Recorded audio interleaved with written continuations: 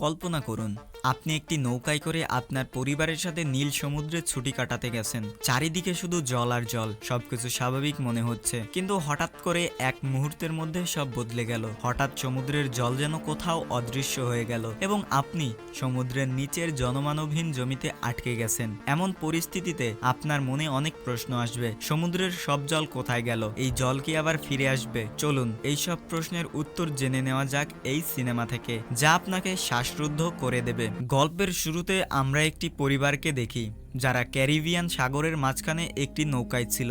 এই পরিবারটি বেন নামের একটি ছেলের জন্মদিন উদযাপন করার জন্য সমুদ্রের মাঝখানে এসেছে একটি স্মরণীয় মুহূর্ত তৈরি করতে। তারা সবাই খুব খুশি ছিল, কিন্তু তারা জানতো না যে এই আনন্দ ক্ষণিকের জন্য। কিছুক্ষণের জন্য সবকিছু স্বাভাবিক চলছিল। যখন তারা সবাই সমুদ্রের দৃশ্য উপভোগ করছিল, তখন বেনের মা সমুদ্রে সাঁতার কাটার জন্য ঝাঁপ দেয়, আর বেন আর তার বাবা মাছ ধরায় ব্যস্ত ছিল। কিন্তু হঠাৎ বেনের মা জুলিয়া সমুদ্রে এমন কিছু অনুভব করলো যেন কোনো বড় জিনিস তার চারপাশে ঘুরছে। যখন সে এদিক ওদিক তাকায়, তখন সে কিছুই দেখতে পায় না, কিন্তু তখনই হঠাৎ করে কেউ তাকে সমুদ্রের নিচে টেনে নিয়ে যায়, আর তাদের নৌকার সরঞ্জামগুলো দ্রুত দিক পরিবর্তন করতে শুরু করে, যেন কিছু একটা বড় কিছু ঘটবে। বেন আর টম এই পরিবর্তনশীল পরিস্থিতি ভালোভাবে বুঝতে পারে না, কারণ তারা মাছ ধরায় ব্যস্ত ছিল। জুলিয়া দেখে যে সে কয়েক সেকেন্ডের মধ্যে তার নৌকা থেকে অনেক দূরে সরে এসেছে এবং সে ডুবে যাচ্ছে। সে নিজেকে বাঁচাতে টমকে জোরে জোরে ডাকতে শুরু করে, কিন্তু জুলিয়া নৌকা থেকে অনেক দূরে থাকায় কেউ তার দিকে খেয়াল করে না। আর এখানে জুলিয়া অনুভব করে যে সমুদ্রের জল দ্রুত পিছনের দিকে সরে যাচ্ছে। জুলিয়া তার মেয়ে ক্যাসির নাম ধরে ডাকতে শুরু করে, কিন্তু ক্যাসি হেডফোন পরে রোদ পোহাতে ব্যস্ত ছিল। ক্যাসি এবং টম একেবারে জানতো না যে জুলিয়া সাঁতার কাটার জন্য সমুদ্রে নেমেছে। জুলিয়া ধীরে ধীরে তাদের থেকে আরো দূরে সরে যাচ্ছিল, কিন্তু সৌভাগ্যবশত টম জুলিয়ার ক্ষীণ কণ্ঠস্বর শুনতে পায়। সে জুলিয়াকে দেখতে পায় এবং টম তাকে বাঁচানোর জন্য সাথে সাথে জলে ঝাঁপ দেয়। অন্যদিকে বেন বোটের ইঞ্জিন চালু করে তাদের কাছে নিয়ে যায়। সৌভাগ্যবশত টম জুলিয়াকে ডুবে যাওয়া থেকে বাঁচায়। যখন তারা নৌকার কাছে পৌঁছায়, তখন বেন এবং ক্যাসি তাদের দুজনকে নৌকার উপরে টেনে তোলে এবং এভাবে জুলিয়ার জীবন বাঁচে। এখন নৌকায় টম তার মেয়ে ক্যাসির উপর রাগ করে। সে বলে যে, তোমার মনোযোগ কোথায় ছিল? আমি তোমাকে বলেছিলাম যখন তোমার মা সাঁতার কাটার জন্য সমুদ্রে নামবে, তখন তোমার তার উপর নজর রাখা উচিত। ক্যাসি সরি বলে এবং বলে যে, আমি হেডফোন পরেছিলাম। যাই হোক, এখন জুলিয়া নিরাপদে ছিল। টম বলে যে এখন থেকে কেউ না জানে সাঁতার কাটতে যাবে না, যদি কেউ যায়ও তাহলে আগে কাউকে জানাবে। সবাই টমের কথায় রাজি হয়ে যায় এবং রাত হতে চলেছে, তাই তারা বেনের জন্মদিন উদযাপনের প্রস্তুতি নিতে শুরু করে। রাতে জন্মদিন উদযাপনের পর ক্যাসির বয়ফ্রেন্ডের একটি ভিডিও কল আসে। ক্যাসি তাকে বলে যে তারা সবাই নৌকায় খুব মজা করছে, কিন্তু তার বয়ফ্রেন্ড ক্যাসিকে বলে যে তাদের সবার দ্রুত উপরে আসা উচিত। এখানে টিভিতে দেখাচ্ছে যে কিছু একটা বড় কিছু ঘটতে চলেছে, যা পুরো বিশ্বের জন্য খুব অস্বাভাবিক হবে। এটা শুনেই ক্যাসি লক্ষ্য করে যে তার বয়ফ্রেন্ডের পিছনের শহরে খুব বড় ঝড় আসছে। এটা দেখে সে একটু চিন্তিত হয়ে পড়ে, কারণ সেই সময় তারা নিরাপদ জায়গায় ছিল না। সে তার সাথে আরো কথা বলতে শুরু করে, কিন্তু হঠাৎ তাদের দুজনের সংযোগ বিচ্ছিন্ন হয়ে যায়। এই কথাটি সে তার বাবা মাকে জানায়, যার পরে তারা তাদের নৌকার সুরক্ষা পরীক্ষা করতে শুরু করে। পরীক্ষা করার সময় তারা লক্ষ্য করে যে তাদের নৌকার চারপাশে অনেক তিমি এবং হাঙর মাছ ঘোরাফেরা করছে, যেখানে এই এলাকায় তিমি বা হাঙর মাছ একেবারেই দেখা যায় না। টম একজন সমুদ্র অভিযাত্রী ছিল, তাই সে জানতো যে তিমি বা হাঙর এই ধরনের বড় ভয়ানক ঝড় আসার আগেই এমনটা করে। আসন্ন ভয়ানক ঝড়ের আভাস তো পাওয়া গিয়েছিল, কিন্তু তার আগে তাদের হাঙরগুলোর সাথে মোকাবেলা করতে হতো। তারা কিছু করার আগেই তাদের নৌকাটি জোরে ধাক্কা খায়। তারা সবাই খুব ঘাবড়ে যায়। টম বুঝতে পারে যে নৌকার নিচের অংশের সাথে কোনো বড় প্রাণী ধাক্কা খেয়েছে। এটি পরীক্ষা করার জন্য টম নিচে জলে যায়। সে দেখে যে নৌকার নিচে খুব বড় গর্ত হয়ে গেছে, যা নিশ্চয়ই কোনো বড় হাঙর করেছে। এটি পরীক্ষা করার পর টম যখন উপরে ফিরে আসে, তখন তার কাঁধে খুব গভীর আঘাত লেগেছিল। এটি দেখে জুলি তার ক্ষতগুলোতে সেলাই করে। টম তার পরিবারকে জানায় যে হাঙরের আঘাতে ইঞ্জিনের ক্ষতি হয়েছে, এখন তারা নৌকাটিকে আর সামনে নিয়ে যেতে পারবে না। তারা সবাই সমুদ্রের মাঝখানে আটকে গেছে এবং তাদের কাছে একটাই উপায় ছিল, কাউকে সাহায্যের জন্য ডাকা। কিন্তু ক্যাসি যখন বাইরে সাহায্যের জন্য কল করতে আসে তখন সিগন্যালও ছিল না, তাদের নৌকার যোগাযোগ ব্যবস্থা কোনো সিগন্যাল পাচ্ছিল না। তারা খুব চিন্তিত ছিল যে হঠাৎ করে সবকিছু বন্ধ হয়ে গেল কেন। এই কঠিন সময়ে টম তাদের খাবার পরীক্ষা করে। তাদের কাছে মাত্র 4 দিনের মতো খাবার ছিল,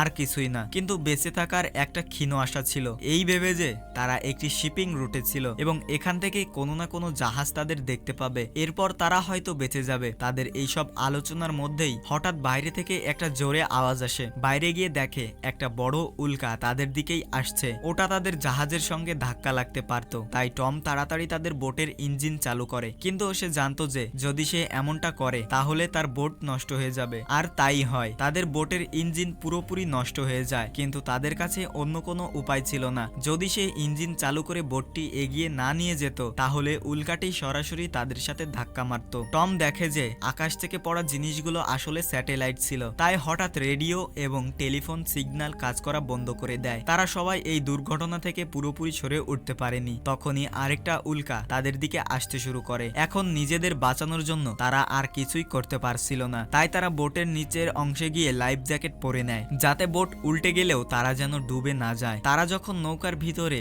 নৌকাটি খুব দ্রুত ঝাঁকুনি খেতে শুরু করে। তারা সবাই বুঝতে পারে যে তারা আর বাঁচবে না। হঠাৎ তারা একটি জোরে শব্দ শোনে এবং সবাই অজ্ঞান হয়ে যায়। যখন তাদের জ্ঞান ফিরে আসে তারা দেখে যে তারা বেঁচে গেছে। যদিও তাদের আঘাত লেগেছিল, তবে অবাক করার মতো বিষয় ছিল যে তাদের নৌকায় ছোট বড় অনেক ছিদ্র হয়ে গিয়েছিল, কিন্তু সেখান থেকে জল ভিতরে আসছিল না। এখন যখন পুরো পরিবার তাদের নৌকা থেকে বাইরে বের হয়, এই দৃশ্য দেখে তারা সবাই অবাক হয়ে যায় এবং দেখে যে তাদের নৌকার নিচে জল নেই। তাদের নৌকার চারপাশে মাটিতে মাছ পড়েছিল এবং তাদের নৌকাটি একটি নির্জন পাহাড়ি এলাকায় ছিল, যেন তারা অন্য কোনো জগতে এসে পড়েছে। এই জায়গাটি পুরোপুরি বদলে গিয়েছিল। যেখানে কাল রাত পর্যন্ত জল ছিল, সেই জায়গাটি এখন উঁচু উঁচু পাহাড় এবং গর্তের মতো দেখাচ্ছে।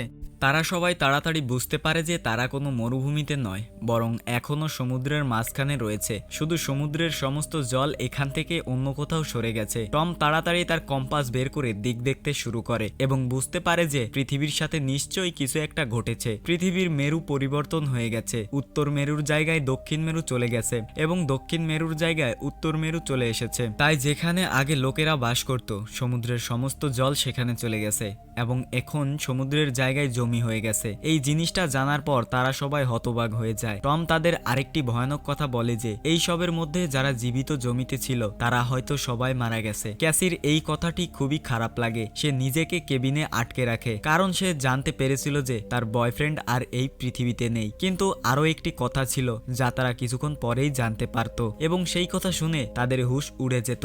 যাই হোক, জুলি এখানে অবশিষ্ট খাবার সংগ্রহ করতে শুরু করে এবং বেন তার জন্মদিনের সমস্ত বেলুন বাতাসে উড়ায়, যাতে যদি কেউ বেঁচে থাকে তবে তারা তাদের কাছে আসে এবং তারা সবাই একসাথে এই পরিস্থিতির মোকাবেলা করে। এরপর টম রেডিওর মাধ্যমে কারোর সাথে যোগাযোগ করার চেষ্টা করে, কিন্তু আশা ছিল না যে সামনে থেকে কোনো সাড়া আসবে। কিন্তু আশ্চর্যজনকভাবে সে সাড়া পায়। এই সাড়া তাকে একজন ক্যাপ্টেন দিয়েছিলেন, যার নাম ছিল নাটো। সেও সমুদ্রের সরে যাওয়ার গল্প জানতো, কারণ সেও টমের পরিবারের মতো তার সাবমেরিনে ছিল। টম ক্যাপ্টেনকে জিজ্ঞাসা করে যে এখন এই পরিস্থিতিতে কি করা উচিত। ক্যাপ্টেন তাদের এমন কথা বলেন যা শুনে তাদের পায়ের তলা থেকে মাটি সরে যায়। ক্যাপ্টেন টমকে বলেন পৃথিবীর মেরুগুলো যা বদলে গিয়েছিল সেগুলো প্রায় 1 সপ্তাহের মধ্যে আবার নিজের জায়গায় ফিরে আসবে। মানে 1 সপ্তাহ পর সমুদ্র আবার নিজের জায়গায় ফিরে আসবে এবং সেই সময় তার ঢেউগুলো খুব বিপজ্জনক হবে। তাই ক্যাপ্টেন টমকে বলেন আমি তো সাবমেরিনের মাধ্যমে বেঁচে যাব, কিন্তু তোমরা তাড়াতাড়ি নিজেদের জন্য কোনো উঁচু জায়গা খুঁজে বের করো এবং সেখানে চলে যাও। সেখানে তোমাদের বাঁচার সম্ভাবনা বেশি থাকবে। এই কথা শুনেই জুলি সঙ্গে সঙ্গে তার বাচ্চাদের মালপত্র গোছাতে বলে। টম ক্যাপ্টেনকে বলে আপনার সাবমেরিনের ভেতরে বাঁচার সম্ভাবনা বেশি, তাই আপনি কি আমার পরিবারকে রাখবেন? ক্যাপ্টেন বলে অবশ্যই ভাই, আমি এটা করতে চাই, কিন্তু আমি পারবো না, কারণ আমার সাবমেরিনের ভেতরে আমার একজন সঙ্গী মারা গেছে আর এখানে শুধু 2 জনের জায়গা আছে। আমি একজনকে রাখতে পারি, কিন্তু তবুও একজন বাইরে থাকবে। আর এখানে টম ক্যাপ্টেনকে অনুরোধ করে যে আমার 2 বাচ্চাকে কোনোভাবে রাখুন, এর বদলে আমি আপনাদের আমাদের কাছে থাকা সব খাবার দিয়ে দেব। এরপর ক্যাপ্টেন তার কথা মেনে নেয় এবং ক্যাপ্টেন টমকে ম্যানুয়ালি ম্যাপে তাদের অবস্থান বুঝিয়ে দেয়। এরপর টম সেই সাবমেরিনের অবস্থানের অনুমান করে এবং তার স্ত্রীকে বলে যে আমরা মাত্র 2 দিনের মধ্যে সেখানে পৌঁছে যাব, মানে এই সমুদ্র যখন আবার তার জায়গায় ফিরে আসবে তার আগেই আমাদের সেখানে পৌঁছাতে হবে। আমরা আমাদের বাচ্চাদের নিরাপদে সেখানে পৌঁছে দিতে পারবো এবং এভাবে আমাদের উভয় সন্তানের জীবন বাঁচানো যেতে পারে। পরের দিন সকালে পুরো পরিবার তাদের যাত্রার জন্য প্রস্তুত ছিল। তখন টম দেখে যে দূর থেকে একটি অদ্ভুত লোক তার কুকুর নিয়ে তাদের দিকে আসছে। টম দেখে যে লোকটি আহত, তাই টমের তার সাহায্য করা উচিত। সে 1 বোতল জল নিয়ে তার কাছে যায়। এই লোকটি টমের জল পান করার পরে তখন সে ধন্যবাদ না জানিয়ে উল্টো আক্রমণ করে। দূরে দাঁড়িয়ে থাকা জুলিও সেটা দেখতে পায়। লোকটি ছুরি দিয়ে টমকে আক্রমণ করে মেরে ফেলে। তারপর সে জুলির দিকে এগিয়ে যায়। জুলি তার স্বামীকে বাঁচাতে পারেনি, তাই সে তাড়াতাড়ি নৌকার ভিতরে গিয়ে তার 2 সন্তানকে কেবিনে আটকে দেয়। তারপর সে ক্যাসিকে একটি ফ্লেয়ার গান দেয় এবং বলে এটা তখনই ব্যবহার করবি যখন আমরা খুব কঠিন পরিস্থিতিতে পড়ব। তারা যখন এই কথাগুলো বলছিল তখন সেই লোকটা তাদের নৌকায় পৌঁছে যায় এবং তার থেকে বাঁচার জন্য জুলি বাথরুমে লুকিয়ে পড়ে। এখন সেই খুনি তাদের নৌকাটি খুঁজতে শুরু করে এবং যখন সে খাবার খুঁজে পায় তখন সে খাওয়া শুরু করে। সে এমন ভাবে ঝাঁপিয়ে পড়ে যেন সে গত কয়েকদিন ধরে ক্ষুধার্ত ছিল। খাবার খাওয়ার পর যখন সে জুলিকে খুঁজতে শুরু করে তারপর সে সরাসরি ক্যাবিনের দিকে যায়, কিন্তু সেখানে গিয়ে বুঝতে পারে যে যেখান থেকে আওয়াজ আসছিল সেখানে কেউ নেই। আসলে জুলি নৌকার ছিদ্র দিয়ে বেরিয়ে সেখান থেকে পালিয়ে যায়। সে বাইরে বেরিয়ে এসেছিল, কিন্তু লোকটির কুকুর জুলিকে দেখে ফেলে এবং তার উপর চিৎকার করতে শুরু করে। বাধ্য হয়ে জুলি কুকুরটিকে চুপ করানোর জন্য তাকে মারতে হয় আর সে নিজে বোটের নিচে লুকিয়ে পড়ে। যদিও সেই খুনি তাকে খুঁজে পায় না, কিন্তু যখন সে বাইরে উকি দিয়ে তার কুকুরটিকে মৃত দেখে তখন সে বুঝতে পারে যে জুলি বোটের বাইরে। যেই না সে তাকে ধরার জন্য বোট থেকে নিচে নামে, জুলি সাথে সাথে বোটের উপরে উঠে ভাঙা কাঁচ দিয়ে পথ তৈরি করে আবার বোটের ভিতরে ঢুকে যায়। কিন্তু কিছুক্ষণ পর জুলি লোকটির হাতে ধরা পড়ে। সে তাকে চুল ধরে মারতে শুরু করে এবং জুলিকে শ্বাসরোধ করে মারার চেষ্টা করে। জুলি কোনো মতে নিজেকে বাঁচানোর জন্য লোকটির সাথে লড়তে থাকে। কেবিনে বসে এইসব দেখতে দেখতে ক্যাসির মনে পড়ে যে ফ্লেয়ার গান ব্যবহার করার এটাই ভালো সুযোগ। ক্যাসি ফ্লেয়ার গান চালায় যাতে লোকটি দূরে ছিটকে পড়ে, কিন্তু তার বিশেষ কিছুই হয় না। তারা শুধু পালানোর সুযোগ পায় এবং নৌকায় আগুন ধরে যায়। জুলি তাড়াতাড়ি তার 2 সন্তানকে বাঁচানোর জন্য নৌকা থেকে বেরিয়ে যায়। নৌকা থেকে বেরোনোর সময় সেই খুনি আবার জুলিকে আক্রমণ করে, কিন্তু এবার জুলি তাকে লাথি মেরে ফেলে দেয়। বাহিরে এসে ক্যাসি আর বেন তাদের বাবার মৃতদেহ দেখে কাঁদতে শুরু করে। তারা এমনটা একেবারেই আশা করেনি। বেন তার বাবার মৃত্যুর জন্য নিজেকে দোষ দেয়। সে বলে আমি যদি বেলুনগুলো না ওড়াতাম তাহলে লোকটা তাদের দেখে এখানে আসতো না। জুলিও তার স্বামীকে জড়িয়ে ধরে কাঁদছিল। ঠিক তখনই তারা দেখে যে খুনি তাদের জ্বলন্ত নৌকা থেকে বেরিয়ে আসছে। তাদের জন্য আর সেখানে থাকা নিরাপদ ছিল না, তাই সে তার 2 সন্তানকে নিয়ে সেখান থেকে পালিয়ে যায়। কিছুক্ষণ পর তাদের জ্বলন্ত নৌকাটি বিস্ফোরিত হয়। দৌড়াতে দৌড়াতে তারা ক্লান্ত হয়ে পড়ে, তাই তারা একটি পাহাড়ের পিছনে বিশ্রাম নেওয়ার জন্য থামে। তাদের মনে হচ্ছিল যে খুনি হয়তো তাদের পিছু নেওয়া ছেড়ে দিয়েছে।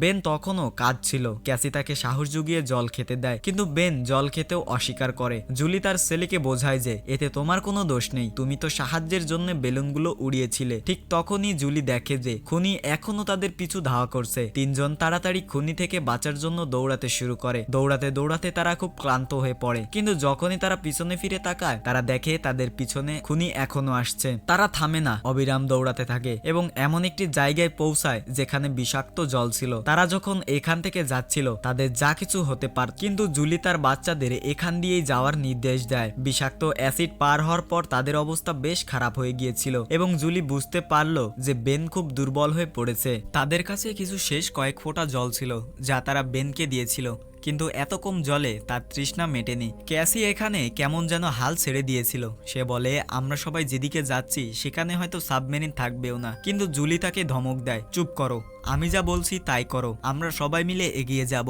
এবং আমি জানি আমি তোমায় বাঁচিয়ে নেব। জুলির কথা মতো তারা সবাই আবার চলতে শুরু করে এবং সামনে এগোলে তারা একটা প্লেন দেখতে পায় যেটা অনেক বছর আগে ভেঙে সমুদ্রে পড়ে গিয়েছিল। তারা প্লেনের ভিতরে লুকিয়ে পড়ে এবং জুলি শেষবারের মতো তাদের পারিবারিক ছবিটা দেখে যেটা তারা আগের রাতে তুলেছিল। ছবিটা দেখে সবাই টমের কথা মনে করে। এই 3 জনের বিশ্বাস হচ্ছিল না যে একদিনে তাদের সাথে কি থেকে কি হয়ে গেল। রাত অনেক হয়ে গিয়েছিল এবং তারা ক্লান্ত হয়ে পড়েছিল। করছিল। ক্যাসি আর বেন ঘুমিয়ে পড়েছিল। তখনই কারোর আওয়াজে ক্যাসির চোখ খুলে যায়। সে বাইরে এসে দেখে সেই খুনিটি তাদের পিছু ধাওয়া করছে। এই তিনজনকে যে কোনো মূল্যে এই খুনির হাত থেকে বাঁচতে হবে। তাই ক্যাসি সেই জায়গায় বসে ঘুমানোর ভান করে। খুনি ভাবে যে ঘুমাচ্ছে এবং যেই না সে আক্রমণ করতে আসে, জুলি সুযোগ বুঝে পিছন থেকে আক্রমণ করে। এইবার জুলি খুব রেগেছিল। সে তাকে এতগুলো আঘাত করে যে তার প্রাণ নিয়ে নেয়। অবশেষে তাদের এই বিপদ দূর হয় এবং জুলি শান্তিতে ঘুমিয়ে পড়ে। সকালে যখন তারা ওঠে দেখে খুনির দেহটা খুব খারাপ অবস্থায় আছে। কোনো প্রাণী তাকে কামড়ে ভেতর থেকে ফাফা করে দিয়েছে, যা থেকে তারা বুঝতে পারে যে আশেপাশে ভয়ঙ্কর প্রাণী আছে। এখন তাদের তাড়াতাড়ি সেখানে পৌঁছাতে হবে যেখানে ক্যাপ্টেনের সাবমেরিন ছিল। জুলি তার ম্যাপ দেখছিল। অন্যদিকে বেন জলের খোঁজে ঘুরে বেড়াচ্ছিল। সামনে গিয়ে সে জল দেখতে পায় আর কিছু না ভেবেই সে জল খেতে শুরু করে। জুলি তাকে মানা করেছিল কারণ সেই পুকুরটা বিষাক্ত ছিল, কিন্তু বেনের এত তৃষ্ণা পেয়েছিল যে সে জুলির কথা শোনেনি। জুলি তাকে দেখে দৌড়ে গিয়ে তাকে জল খাওয়া থেকে আটকায়, কিন্তু ততক্ষণে সে অনেকটা জল খেয়ে ফেলেছিল। কিছুক্ষণ পর বেন অসুস্থ হয়ে পড়ে এবং হাঁটার মতো অবস্থা ছিল না। তাই জুলি এবং ক্যাসি সেখানে একটা আশ্রয় বানায় এবং কিছুক্ষণ বিশ্রাম নেয়। জুলি অদ্ভুত আওয়াজ শুনতে পায়। যখন সে বাইরে গিয়ে দেখে সে বুঝতে পারে যে অনেকগুলো কাকড়া তাদের দিকে এগিয়ে আসছে, যা থেকে বাঁচার জন্য তারা দৌড়াতে শুরু করে। একটু এগিয়ে যাওয়ার পর কিছুটা দূরে তারা একটা বিশাল জাহাজ দেখতে পায়। এটা একটা কার্গো জাহাজ ছিল যার ভেতরে অনেকগুলো কন্টেনারও ছিল। এই কন্টেনারগুলোর মধ্যে অনেক মানুষ লুকিয়ে ছিল। এই তিনজনকে দেখে তারা সবাই কন্টেনারে গিয়ে লুকিয়ে পড়ে। আসলে তারা এই তিনজনের থেকে পালায়নি, বরং তাদের পেছনে কাকড়াগুলো আসছিল। এই তিনজন কন্টেনারের কাছে গিয়ে আকুতি মিনতি করতে থাকে এবং দরজা খোলার অনুরোধ করে, কিন্তু তারা তাদের জন্য দরজা খোলে না। অন্যদিকে কাকড়াদের একটা বিশাল দল তাদের পিছনে ছিল, তাই তাদের নিজেদের কিছু করতে হতো। তাদের